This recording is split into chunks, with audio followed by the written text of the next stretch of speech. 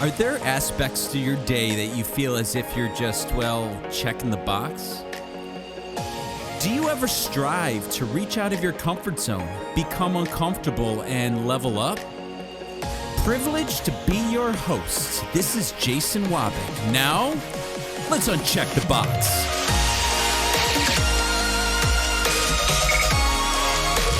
A fabulous day to everybody out there. Again, my name is Jason Wabick, host of the Uncheck the Box podcast, where today we bring another topic that can better our lives and help us take the next step to be the best versions that we can be. Today we are talking about setting reasonable expectations. You know, both good and bad, right? There's a lot of hurdles that come in the way, and we expect to get certain things out of it, and are they too high of an expectation, or is it too low of an expectation? So, we look at the ideal outcome, and then we set our expectation based on that outcome. But, my friends, sometimes we look at false realities, and, social media does not help with this because, especially Facebook, we see posts from our friends and acquaintances, and we only see the very best, and we want to mimic that, and we want that in life, and we want that in life, and we just see the best out of everybody. But what we sometimes fail to recognize is that life isn't just that perfect. Life changes, okay? And we can't expect to do things the same every single day, or every year, or every month. But it's about embracing those hurdles and those turns that come our way. And again, kind of lowering those expectations and knowing when to raise them as well. When I was putting pen to paper, I believe these groups of words really sum it up. When you set realistic expectations for yourself, those people around you, and your life situations, you'll avoid a lot of the bumps and bruises that come from disappointment, and you'll enjoy a happier, more fulfilling life. And I think that really just hits the nail right on the head. It's about being realistic and reasonable with those expectations that we set.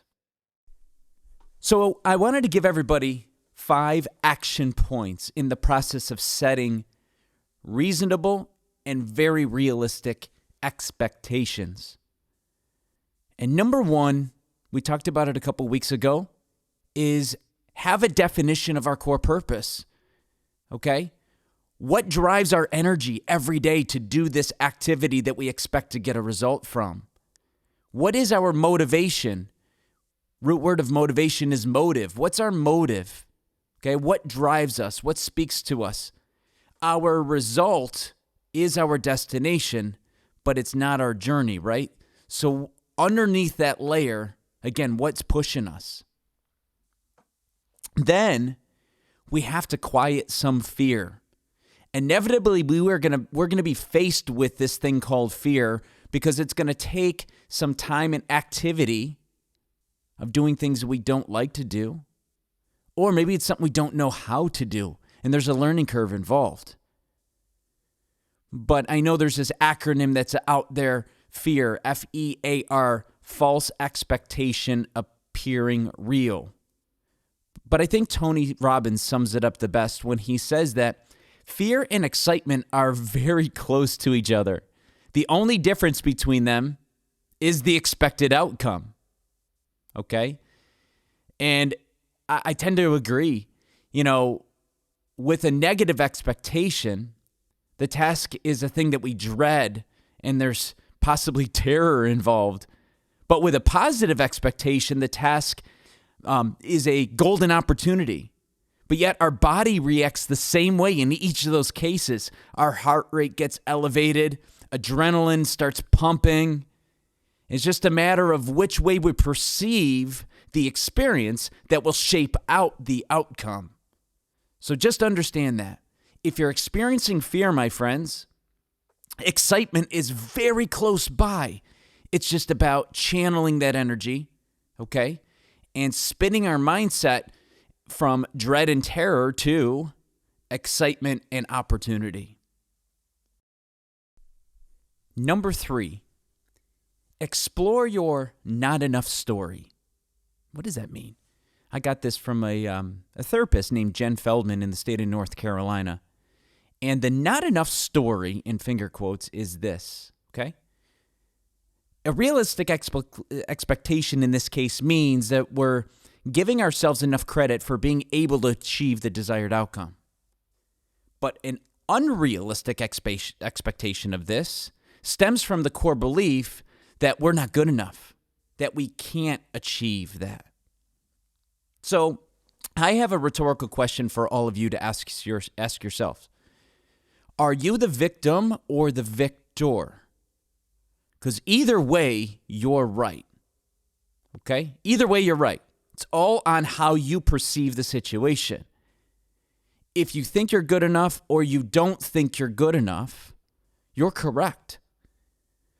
My friends, Feldman asks, whose story is this anyway? Well, I think we know whose it is. So the challenge out there is for all of us to write our own story once we realize the false belief is no longer our own belief. Own your story, my friends. You are definitely good enough. So set expectations based off of that mindset, and you will see an improvement right there. Number 4. Don't link the belief of others to your own happiness, my friends. I know that each of us have grappled with this at one point or another. How many times do we catch ourselves worrying about the outcome of other people or how it can affect us in a positive, or most of the time it's in a negative way?